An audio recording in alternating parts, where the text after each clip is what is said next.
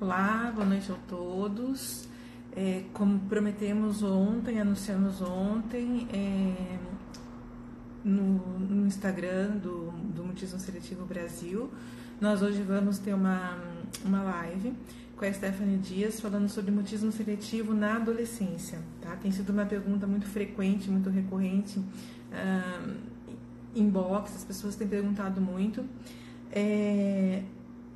Eu, particularmente, Elisa, como psicóloga, Stephanie já está aí, Yolanda, oi Yolanda. Alguns casos eu atendi, tá? Enquanto psicóloga, com mutismo seletivo na adolescência. Não foram muitos casos, né? Eu tenho que ser bem sincera com vocês, eu tenho que olhar para frente, né? Isso tem que aprender, eu não consegui ainda.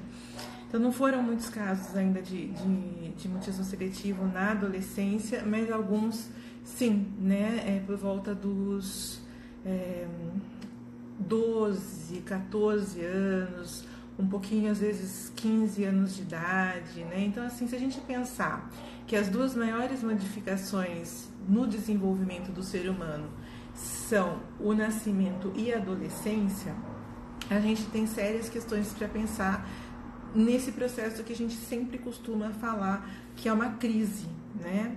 Que o indivíduo passa por uma crise. Se nós lembrarmos, eu gosto muito de fazer esse momento reflexivo, se nós lembrarmos da nossa infância, se nós lembrarmos da nossa adolescência, com certeza nós vamos poder lembrar do quanto nós sofremos no passado, né? O quanto foi sofrido pra gente essa parte de transição, porque a adolescência, ela é um divisor de águas entre a infância e a vida adulta, tá? É um dos momentos mais críticos da vida de uma pessoa. É uma fase de transição, de construção social, e essa construção social, ela vem entrando num processo, né? As duas maiores modificações mesmo são o nascimento e a puberdade, porque existe uma modificação biológica, psicológica e social, né? E aí nós temos algumas definições, tá? A Organização Mundial de Saúde define o período da vida, a adolescência como sendo um período da vida que começa aos 10 anos de idade, né? E termina aos 19 anos de idade com 3 subdivisões, que seria a pré-adolescência dos 10 aos 14 anos, a adolescência dos 15 aos 19 anos completos e a juventude dos 15 aos 24 anos, tá? No Brasil nós temos uma outra divisão, outro retalhozinho que é feito, que fala que nós vamos dos 12 aos 18 anos na adolescência, né? Então são retalhos de idade. O fato é que, saindo da infância, começando a perceber o mundo um pouco mais adulto, a gente fica nessa divisão mesmo, né? A gente não é criança e a gente não é adulto. Então, existe uma dificuldade muito grande de se encontrar a que mundo nós pertencemos. Normalmente, a nenhum dos dois. Então, a gente precisa construir a nossa identidade nesse meio que é um vácuo. É muito difícil. E aí nós vamos buscando, né, padrões, modelos comportamentais, sociais, enfim, nós vamos buscando em outros lugares, nós vamos tentando, em outras pessoas principalmente, nós vamos tentando nos identificar para construir essa identidade de adolescente, tá? No mutismo seletivo, bom, vamos falar um pouquinho da identidade antes. A identidade é uma consciência que nós temos de nós mesmos. Tá? Para ser bem simplista, é a consciência que nós temos de nós mesmos, e ela traz com ela traços hereditários, né, ou inatos, né? E o meio ambiente, obviamente, influencia muito, né? Nós temos muitas influências, né?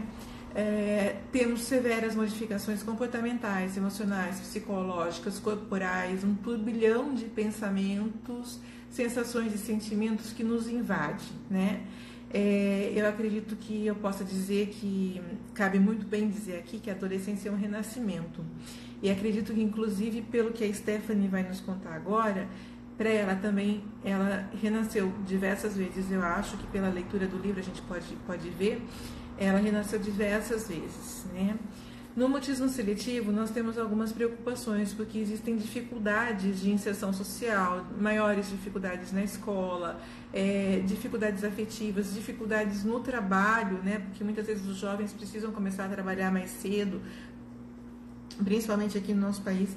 Então, assim, existe muito, é muito delicado, né, esse momento. E diagnosticar, tratar o mutismo seletivo na adolescência, para quem é profissional e geralmente me pergunta, eu digo sem dúvida alguma, é muito mais difícil, é muito mais demorado, é muito mais complicado o acesso, a via de acesso a esse paciente, porque a gente, tratando de uma criança, a gente tem um diagnóstico precoce, né? Tratando de um adolescente, a gente já tem esse diagnóstico mais tardio, então a gente já tem comportamentos mais sedimentados, né? Que são vias de acesso mais difíceis, né? No âmbito da psicologia, mas não são impossíveis. Eu particularmente adoro trabalhar com adolescente, eu só não trabalho mais com adolescentes com mutismo seletivo porque eles ainda não vieram num número grande até mim, mas eu espero que isso possa acontecer, né? Espero também que a gente possa ter uma divulgação grande através dessas lives, e mais pessoas, mais colegas de trabalho também possam compartilhar os seus atendimentos, né, sobre a questão do mutismo seletivo. E antes da Stephanie entrar, só dizendo para vocês que, assim, amanhã a gente tem uma questão muito, muito importante, que é uma reunião, tá? Que vai abordar tudo isso que nós estamos falando aqui e mais coisas, com a deputada estadual Maria Lúcia Amari, sobre a questão do mutismo seletivo, as escolas, o meio social, enfim, tudo que nós podemos fazer para acolher mais as nossas crianças e os nossos adolescentes, tá? Stephanie, então agora eu vou pedir que você me faça a solicitação de entrada, para você começar a fazer as suas colocações. As colocações da Stephanie eu vou ter que olhar um pouquinho para baixo, porque ela fez um roteirinho muito bacana aqui, e eu acho que eu vou estar acompanhando aqui, olhando para baixo enquanto ela fala, tá? Então agora ela fez a solicitação, eu vou adicionar a Stephanie aqui.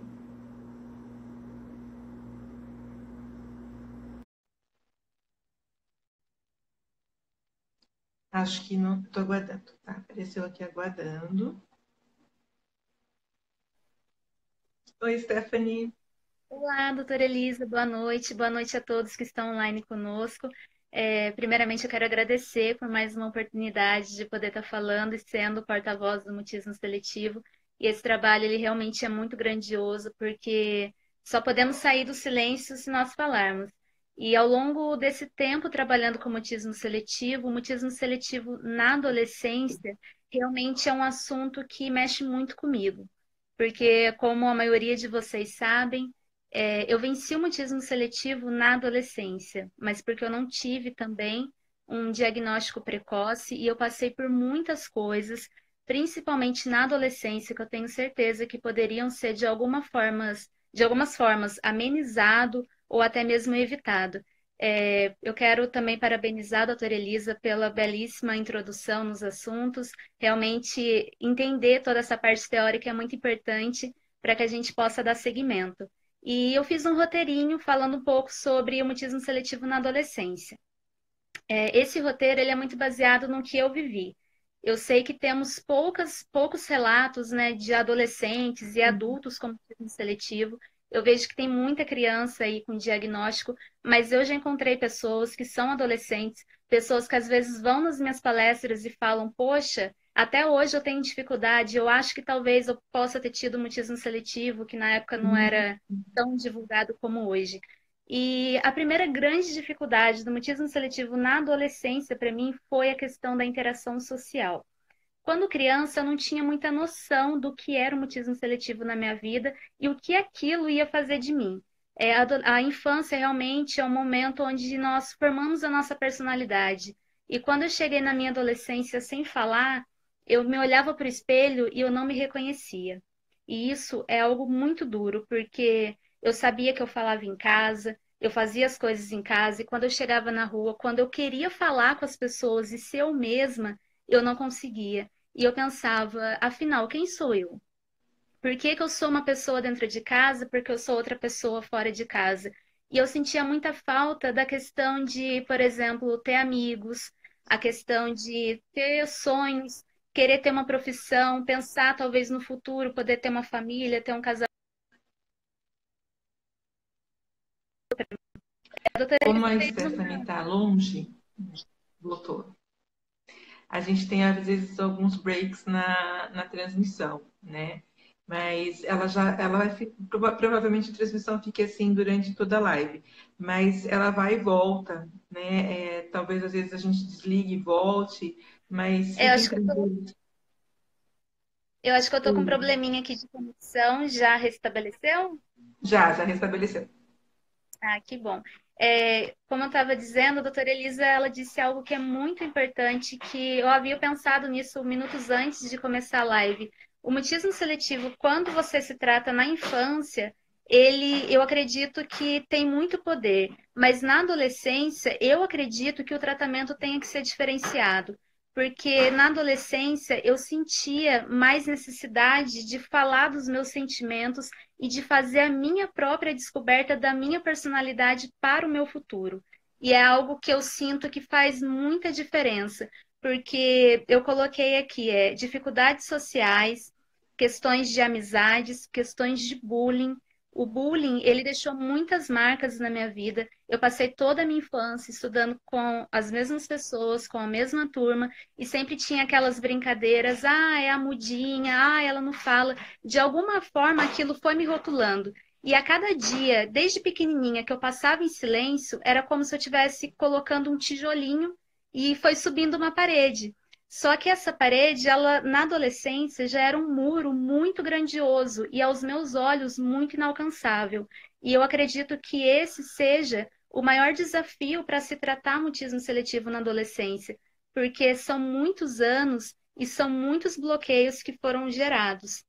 Se a doutora Elisa tiver também algo a colocar, pode ficar à vontade.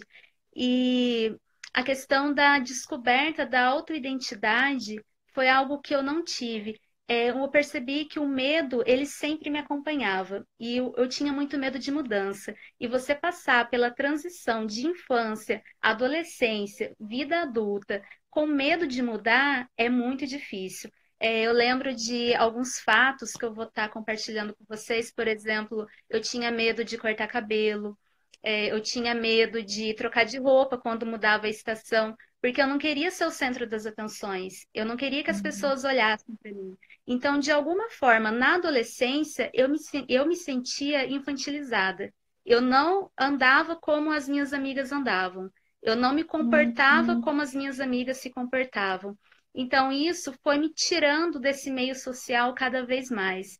E isso, para mim, foi difícil, e eu acredito que seja difícil para muitos pacientes com mutismo seletivo. O medo de crescer, o medo do futuro, o medo do amanhã. Nessa idade da adolescência, nós temos já, muitas pessoas já pensam na profissão que vai querer ser, em fazer cursos, em estudar inglês, e eu tinha todos esses sonhos, mas eram sonhos que não dependiam só de mim, porque a vontade para fazer aquilo eu tinha, mas eu não conseguia fazer. Eu queria fazer, mas eu não conseguia fazer. E é engraçado hoje, depois de tantos anos, poder ver que eu optei pela profissão de palestrante naquela época era algo inalcançável para mim. Por isso que eu falo para vocês, não desistam. Acreditem nas crianças com mutismo seletivo, porque se você está já na adolescência, se você convive com uma pessoa que é portadora, que já está na adolescência ou na vida adulta, é difícil. Mas a adolescência, doutora Elisa e todos que estão me ouvindo, apesar de ter sido o momento mais difícil para mim lidar com o mutismo seletivo por conta das dificuldades que a própria adolescência já traz, foi também um momento muito poderoso, porque quando eu era criança, eu não tinha noção do que acontecia comigo. Eu sabia que eu tinha uma dificuldade, mas eu não conhecia as minhas emoções.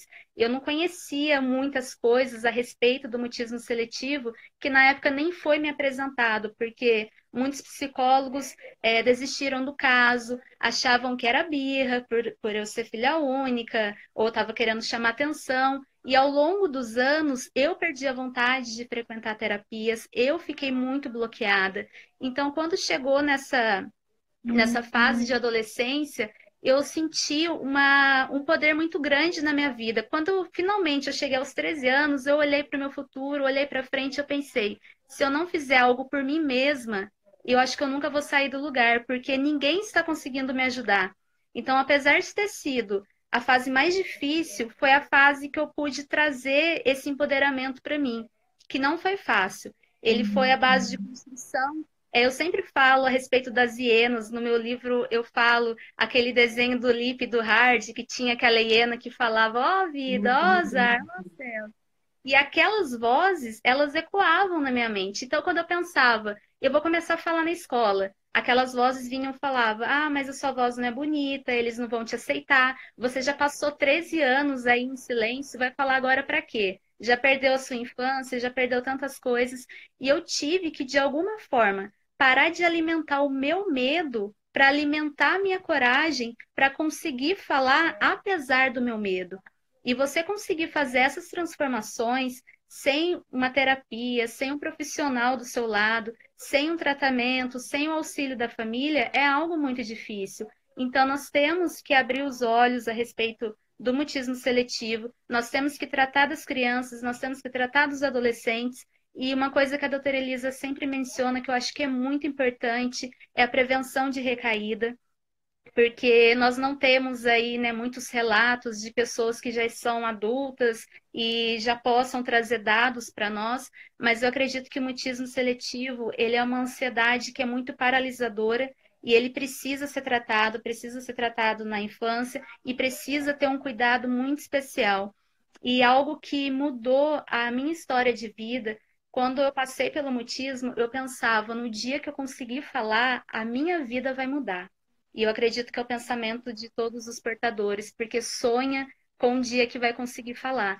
Eu não vou dar muitos detalhes de como foi esse processo, porque ele já está relatado no meu livro e tomaria muito tempo, mas quando eu comecei a falar, aconteceu algo que eu não esperava. Eu descobri que eu não sabia quem eu era, eu descobri que eu não sabia ir ao encontro das pessoas, eu descobri que existia uma grande dificuldade para eu me realocar no mundo social. Eu comecei a falar, eu venci o meu maior obstáculo, só que não parou por ali.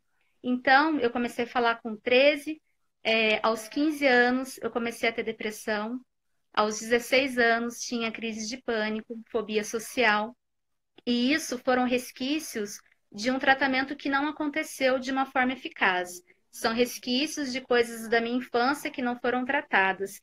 E por muitos anos, entre a minha adolescência e minha vida adulta, e cerca de 6 anos mais ou menos, eu vivia com um buraco dentro de mim. Eu não entendia por que eu passei tantos anos em silêncio e só aos 13 anos que eu consegui vencer, que eu falo que é como se fosse a ruptura de um casulo de uma borboleta, porque como mutista seletiva, eu me sentia mesmo presa dentro de um casulo de ansiedade, de medo, de não saber como vencer os meus obstáculos. E em um determinado momento da minha vida, eu consegui criar essa força que quebrou aquele casulo, eu pude renascer. E eu vi que eu teria que descobrir e caminhar na vida, porque os meus amigos da minha idade, eles já haviam tido experiências na infância, eles já haviam tido várias coisas e vários acontecimentos que o mutismo seletivo tirou de mim. Então, eu tive que reaprender. Por isso que eu acredito que eu tive tantos outros transtornos de ansiedade na vida adulta. E em um determinado momento, eu fui procurar terapia aos 18 para 19 anos por conta desse buraco, desse vazio e essa resposta que me faltava. E foi quando eu descobri pela internet uma matéria que falava sobre mutismo seletivo. Eu comecei a pesquisar. Existem pessoas que não conseguem falar na infância e depois começam a falar. E eu encontrei uma matéria justamente da doutora Elisa, e eu levei aquele texto para a psicóloga, e eu falei, poxa, eu acho que eu encontrei a resposta que vai traduzir tudo que eu vivi na minha vida. E ela começou, então, ela se prontificou a começar a estudar e a conhecer mutismo seletivo. Ela falou, Stephanie, realmente, você teve mutismo seletivo em um alto grau, nós apenas não sabíamos o nome desse transtorno. E no dia que eu descobri o mutismo seletivo, eu posso dizer que eu ressignifiquei a minha história de vida. Porque eu olhava para mim mesma como adolescente, como adulta, como uma pessoa fraca, uma pessoa covarde, que não teve coragem de viver a infância por conta do medo, que não teve coragem de fazer amigos, que não teve coragem de namorar na adolescência, porque eu fui ter o meu primeiro namorado depois dos 18 anos. Então, tudo isso foi tardio na minha vida. E quando eu descobri o mutismo seletivo, eu me senti corajosa. Eu falei, poxa, mesmo sem medicação, mesmo sem terapia, mesmo estando sozinha, aos 13 anos eu consegui apresentar um seminário e a partir daquele dia o silêncio nunca mais tomou conta de mim. E aquilo me deu tanta força que eu tive a descoberta da minha missão, que era falar sobre mutismo seletivo e poder ajudar tantas outras pessoas que estão vindo por esse caminho. Então, eu pude, de certa forma, reconstruir a minha personalidade e a minha identidade. E eu espero que, de alguma forma, esse relato possa alertar, porque nós temos eu acredito que nós temos que fazer um tratamento que seja adequado para cada idade. Eu acredito que, com o tempo, isso vai acontecendo, mas a adolescência, por si só, ela é muito difícil. E o mutismo seletivo na adolescência, ele faz com que isso seja mais difícil ainda. Essa é a minha experiência com a adolescência e o mutismo seletivo. E eu não sei se vocês fizeram algumas perguntas, se a doutora Elisa quer fazer uma colocação, para que nós possamos entrar aí mais a fundo nos assuntos. Primeiro eu queria responder uma pergunta que veio aqui, né? Que tem uma... Gente, são várias perguntas aqui, várias pessoas falando. A Lene Chagas, a Lene está dizendo que o filho dela foi diagnosticado como mutismo seletivo com 3 anos de idade agora, né? E que foi diagnosticado, os amiguinhos da escola já comentam que ele não fala e ela tem medo que isso se prolongue muito. E está com um psicólogo agendado, ok, muito bom. Eu diria que calma, Lene, calma. Né? Primeiro, você tem a sorte de ter um diagnóstico precoce, com 3 anos de idade, né? Acho que agora cuidar de todas as parcerias que você pode fazer com psicólogo, com escola, com outros médicos, pediatras, enfim, que cuidem do seu filho. Tenha calma, né? Porque é precoce, né? Então, assim, pode demorar um pouquinho para ele começar a falar, né? No meio social. Mas não vamos antecipar, né? Preocupar a nossa mente com coisas que ainda não aconteceram. Então, assim, algumas pessoas demoram um pouco mais para superar o mutismo seletivo pelo grau, pelo nível do mutismo seletivo. Outras, menos tempo. Depende muito também da característica de cada um, da personalidade de cada um, da maneira de como cada um enfrenta o seu próprio medo, né? Então, isso tem muito a ver também com o tempo que a gente leva, né? Então, a gente não pode esquecer que a gente está paralisado pelo medo, mas eu também fico pensando, Stephanie, às vezes, que mutismo seletivo é o silêncio, né? Então, todos nós falamos, vamos quebrar o silêncio, vamos sair do silêncio. Isso, inclusive, é um movimento social que nós temos nas redes sociais e tudo mais, né? Mas, às vezes, eu fico pensando, esse medo todo, né?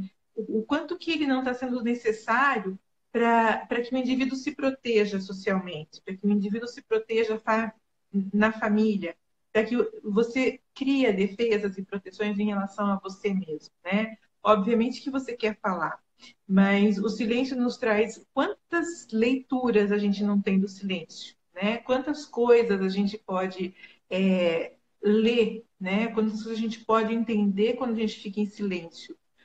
Por isso que a nossa profissão de psicólogos, a gente trabalha com o nosso silêncio, né?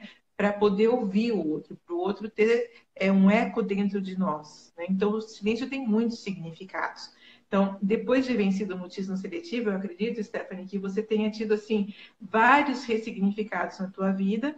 E se eu não estou errada, acho que existe uma vida da Stephanie antes e uma vida da Stephanie depois, né? E veio vindo uma construção dessa identidade da Stephanie antes, a Stephanie durante esse processo de transição, que eu não sei, mas eu queria te perguntar se esse processo de transição, como se fosse assim, uma ruptura, né? Você não vai lembrar, mas a gente tinha talvez você lembre, mas assim, tem um desenho animado do Hulk. Você conhecia o Hulk? Sim, O sim. personagem? Me veio à mente esse personagem, né? Que parece que essa tua ruptura lembra um pouco aquele momento em que ele pega a força e que ele rasga todas as roupas, né? E é como se você rasgasse as tuas roupas velhas, deixasse para trás Mestre de e muito voltar bom. e se recolocar, começasse a existir no mundo, né? Não é que você voltasse para o mundo, você começou a existir para o mundo e o mundo começou a existir para você de uma outra maneira. É mais ou menos isso? Sim, é exatamente isso. Eu até relato no meu livro também a respeito do que o mutismo seletivo gerou na minha vida, porque assim, teve as coisas ruins, mas o mutismo seletivo, ele também fez parte de muitas coisas boas do que eu sou hoje. As pessoas às vezes olham para as coisas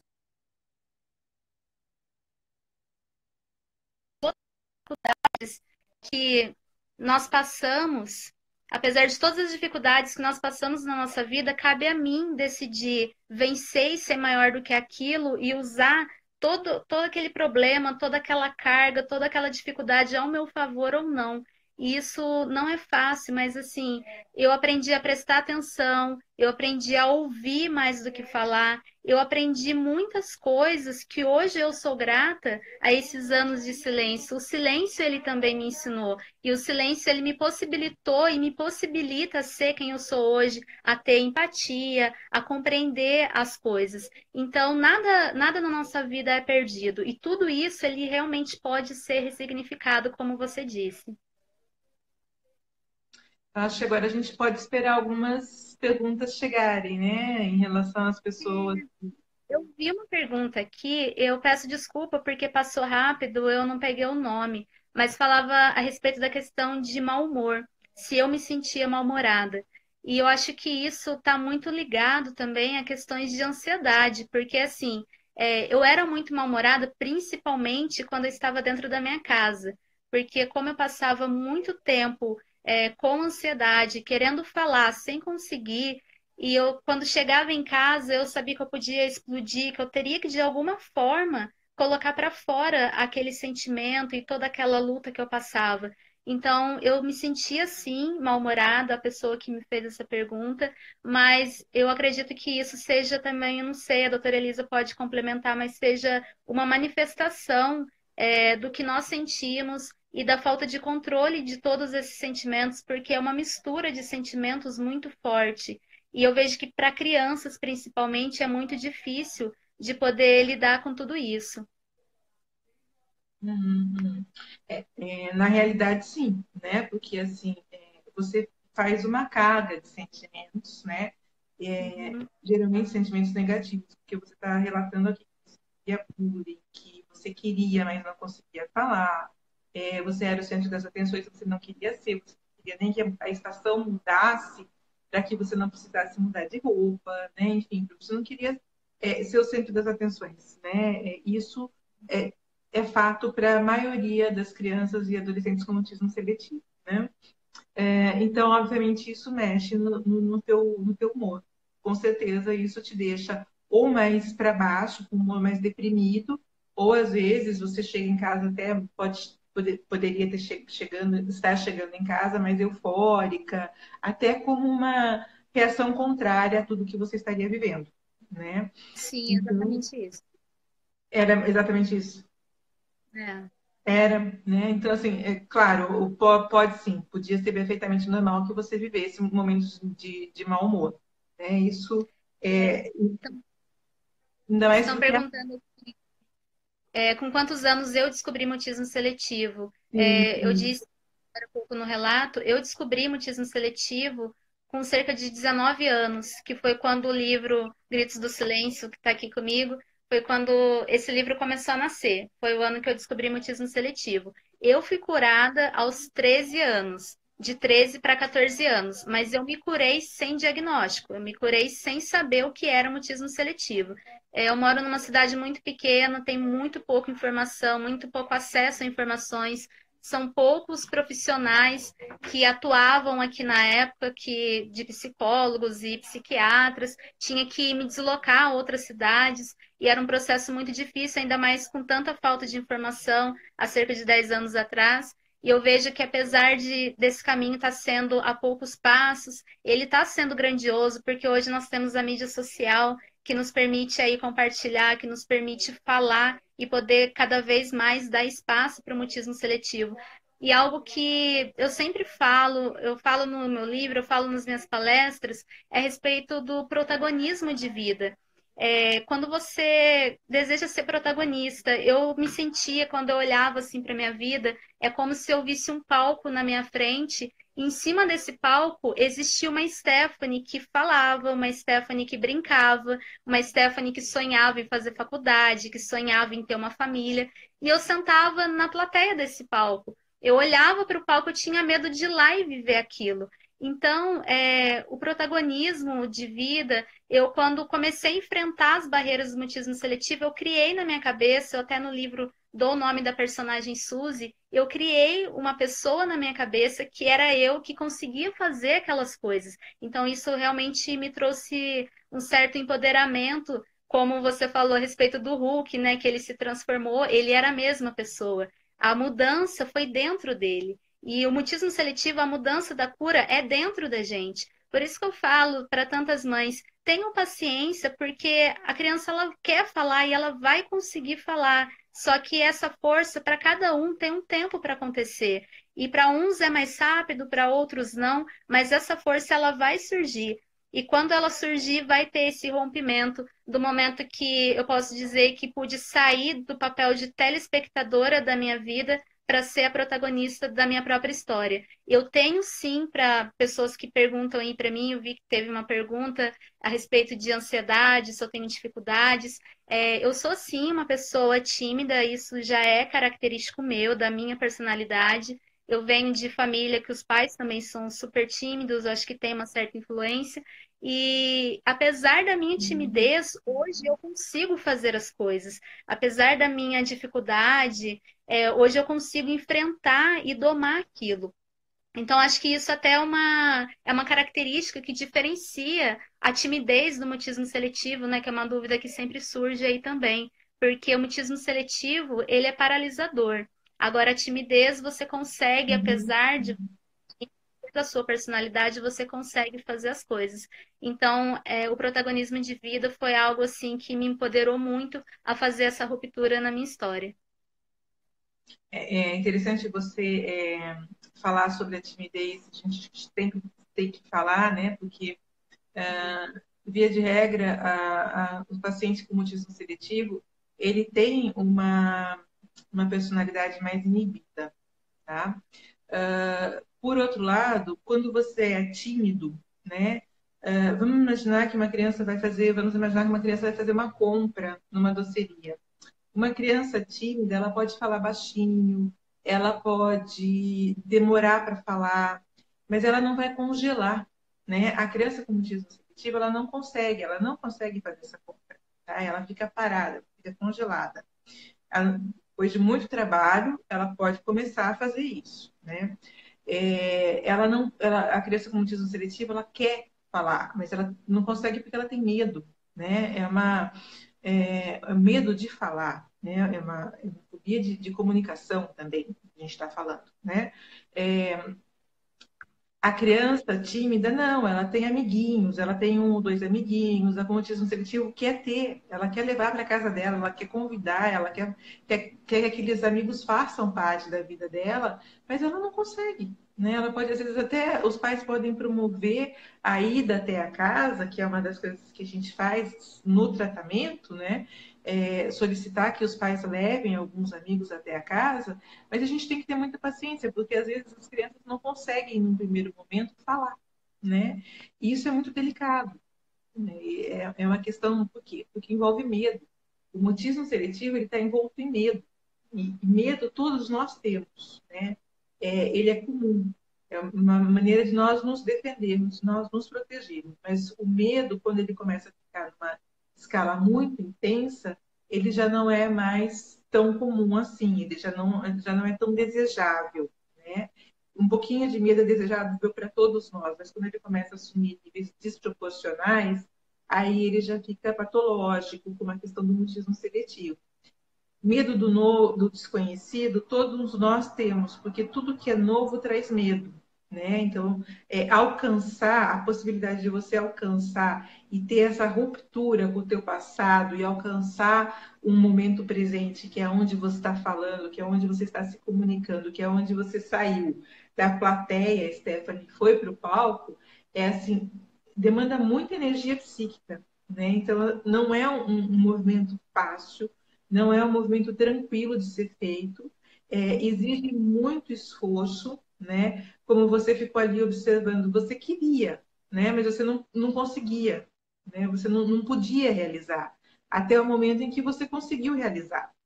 Né? Acho que a Stephanie saiu um pouquinho de novo agora aqui para gente. Enquanto a Stephanie volta, né? Esperando a Stephanie voltar, enquanto ela falava, né? Oi, voltou. Voltei. Voltou? Voltei. Até mesmo, né, falando da questão da doença, né? Qual que é o significado que a doença tem para a gente? Só entrou uma perguntinha que eu já respondo. Eu sempre costumo dizer que existe um Deus na doença, né? Porque a doença, ela tem um propósito na nossa vida, né? Principalmente quando a gente pensa em psicossomática, né? É mais ou menos como a gente trazer de uma maneira bem como que eu posso dizer, nua e crua, tá, gente? Não tô usando nenhuma definição agora em relação à psicologia. É como se a gente chamasse um sintoma, fizesse um sintoma, né? Por alguma necessidade, né, que nós temos de fazer esse sintoma aparecer, né? Então, por exemplo, eu posso desmaiar, eu posso, enfim, ter urticária. Então, isso seriam questões relacionadas, mas assim, não tão difíceis de serem enfrentadas, tá? O mutismo seletivo é uma questão muito difícil de ser enfrentada, mas eu acredito que sempre que a gente passa por uma situação de adversidade em relação a nós mesmos, que nós temos que superar e que exige uma necessidade grande interna de superação, isso sempre é muito positivo para a gente, né? Como no caso da Stephanie, para ela, não dá para a gente imaginar a Stephanie como tudo que ela está relatando da plateia e ela foi para o palco, né? Porque ela hoje trabalha como palestrante, né? Então, assim, é uma questão extremamente inimaginável. Eu sempre digo isso quando converso com ela. Ela saiu agora, acho que caiu a conexão dela. Eu vou esperar voltar, né? A Stephanie voltar. Enquanto isso, eu vou responder aqui. Alguém falou que o mutismo seletivo está dentro de transtorno de ansiedade, sim, né? Uma solicitação de entrada está aqui, eu acho que está aqui.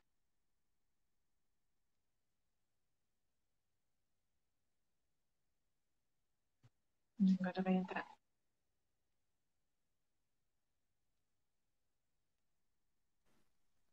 Entrou de novo. Pronto. Tá, eu estava falando assim, do significado que a doença tem na vida da gente, né? Que a doença ela sempre vem por alguma questão importante para a gente mudar, para a gente repensar, e que isso demanda um enfrentamento muito intenso, que foi como você fez com a sua vida, né?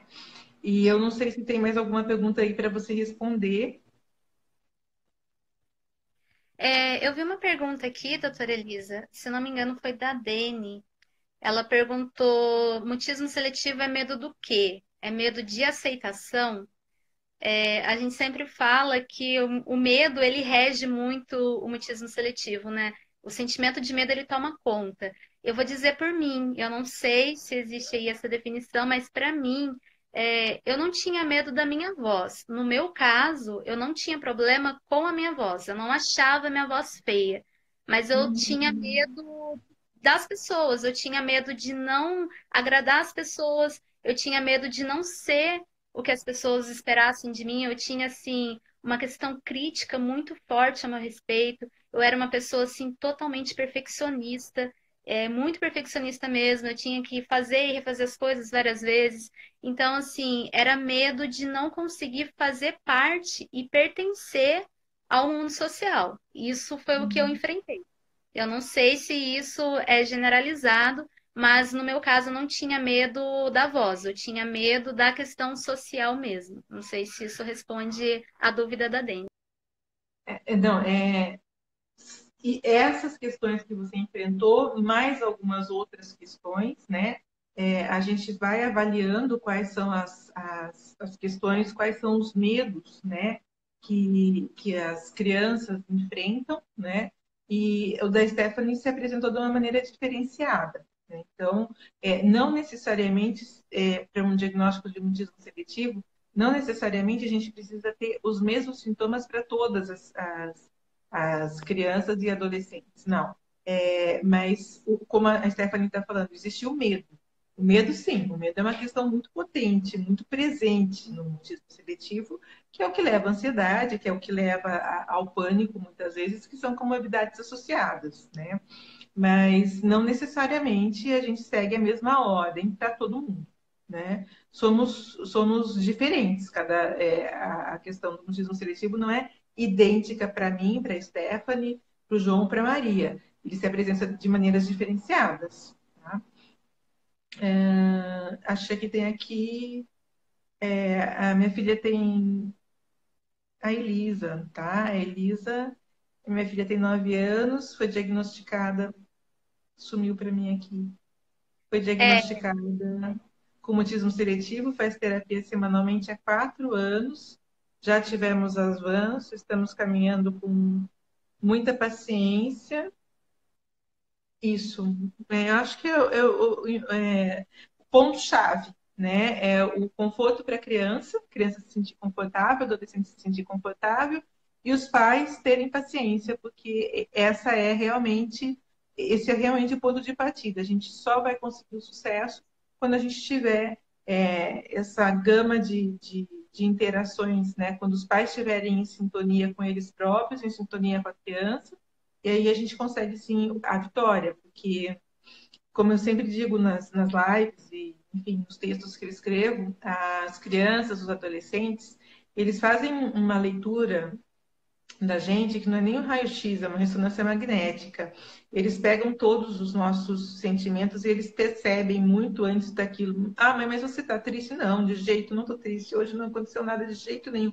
Não estou triste mesmo. E aí o mundo tinha desabado em cima de você e você estava tentando dizer que você não estava triste, mas teu filho percebeu. E isso é fato. Né? Então, se você tem uma preocupação exacerbada em relação ao teu filho, isso às vezes acaba sendo prejudicial, porque você corre até o risco de cair numa superproteção, que não é uma coisa bacana, tá?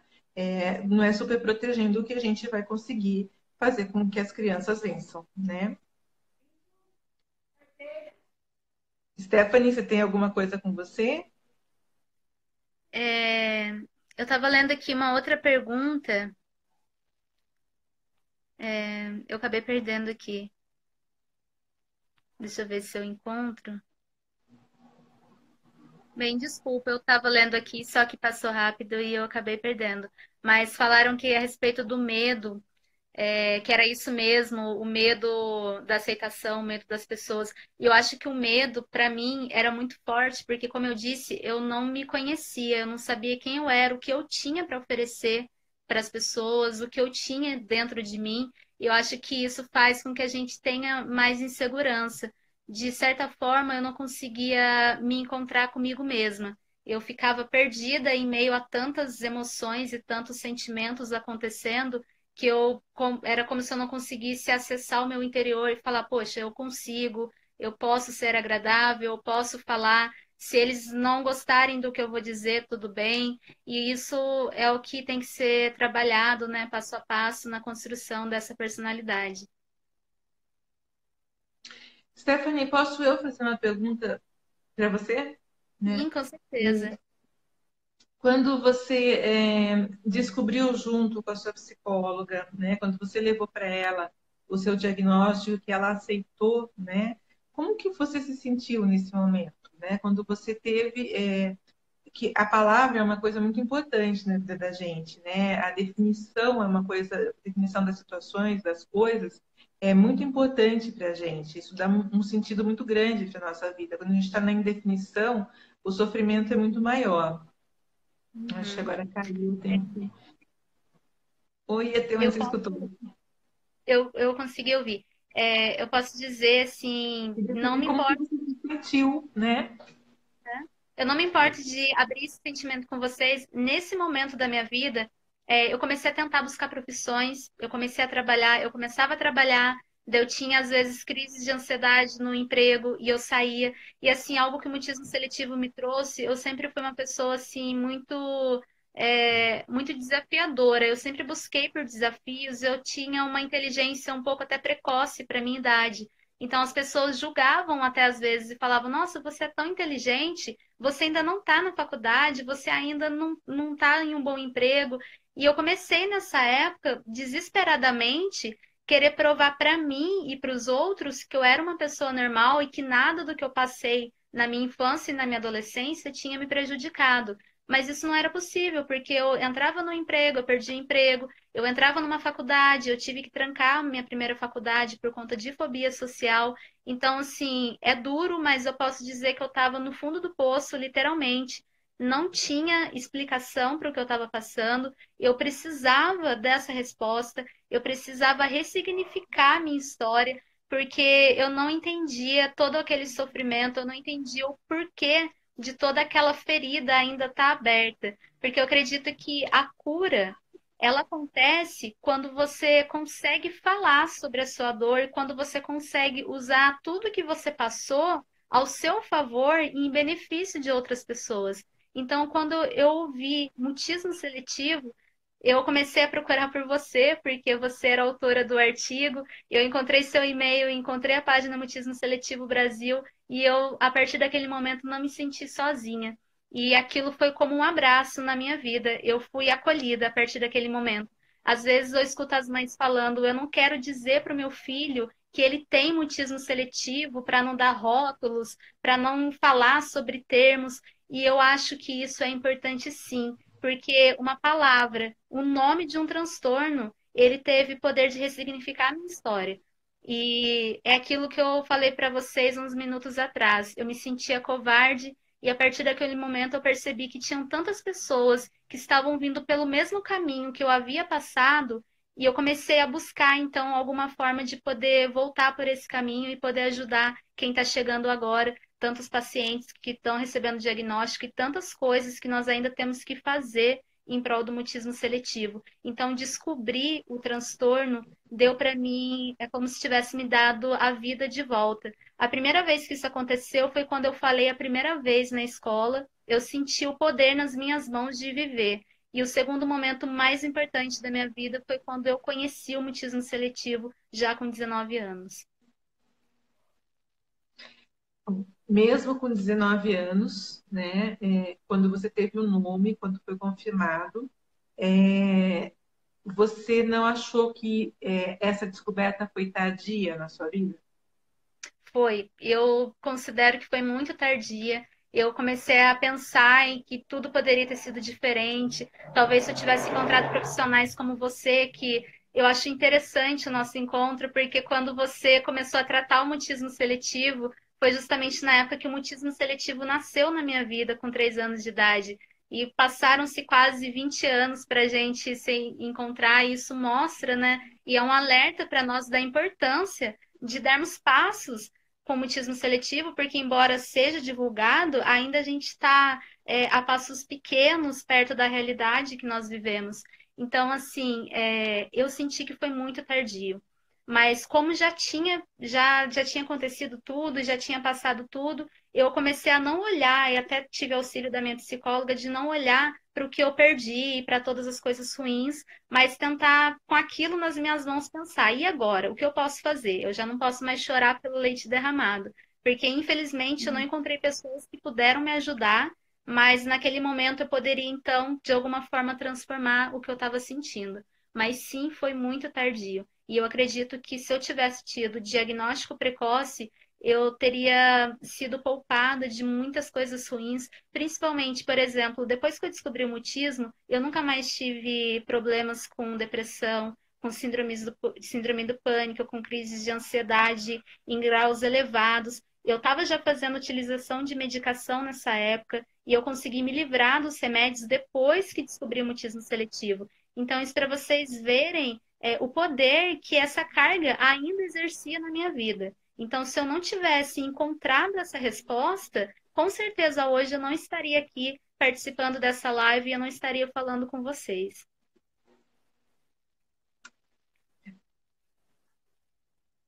Eu acho que tem aqui tratamentos alternativos podem ajudar, né? Quais vocês indicam, né?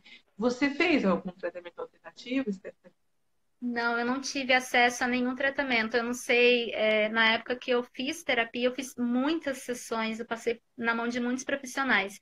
E algo que me atrapalhava muito era chegar no consultório, ter que entrar na sala, fechar a porta, ficar sozinha com uma pessoa que eu não sentia confiança e ver as pessoas que eu sentia confiança do lado de fora e longe, aquilo me traumatizava muito. Eu tive a necessidade, eu sabia que eu gostaria de ter uma terapia diferenciada, um tratamento diferenciado, mas na época eu não sabia como pedir isso para os meus pais e dizer isso para as pessoas. Eu nunca falei com nenhum psicólogo que me tratou. Eu nunca consegui falar com nenhum deles.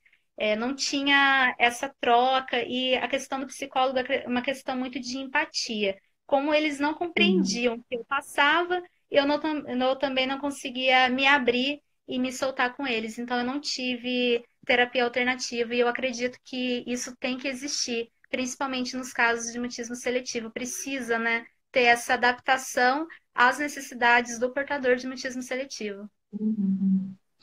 Foi muito interessante você trazer esse ponto, porque assim, eu estou controlando o horário aqui, não apareceu quanto tempo falta para encerrar, mesmo porque ainda você tem uma coisinha para falar no final, né? Bom, quando você fala que você entrava na sala e você ficava, se deparava com um estranho, que é uma pessoa que é o psicólogo, a sala do psicólogo, ela realmente é um lugar assim que o psicólogo não é uma pessoa. É uma pessoa, a gente olha para o psicólogo, nossa, você é psicólogo, gente do céu, né? Você está me lendo, não é assim. A gente também tem que se cuidar muito, nós psicólogos temos que nos cuidar muito, a gente não trabalha o tempo todo, a gente também é além dessa sala, né? Então, assim, essa questão de medo existe porque é uma questão cultural, né? Assim, no Brasil nós não temos ainda, né, tanto a possibilidade de frequentar psicólogo, como nós temos fora do país, e isso também envolve uma questão da realidade econômica do país, né? Em todos os sentidos, tanto psicólogos particulares como psicólogos via SUS. Hein? Agora, a Stephanie traz uma questão muito importante. A empatia, ela é, sim, muito, muito preciosa no encontro, né? Se não houver empatia, não existe tratamento, né? Porque a gente fala assim, o psicólogo é neutro, ele tem que ser uma pessoa neutra. Gente, neutralidade é o ponto zero, né? No zero, nada acontece. Né? Então, a gente tem que, ao menos, chegar um pouco próximo e deixar que aquela pessoa chegue próximo a nós e viva dentro da gente e que a gente viva dentro dela. A gente tem que ter esse sentimento de pertença do paciente dentro de nós, né, do paciente nos pertencer, e de nós podermos pedir permissão e também adentrarmos o paciente. O processo terapêutico, ele se dá nessa base. E quando a gente trata uma criança com mutismo seletivo, como que eu trato aqui no meu consultório? O meu consultório, ele tem uma característica de que as portas ficam sempre abertas, né? Inclusive, quando eu percebo, quando eu avalio num primeiro encontro que o grau do mutismo, o nível do mutismo é alto, inclusive a porta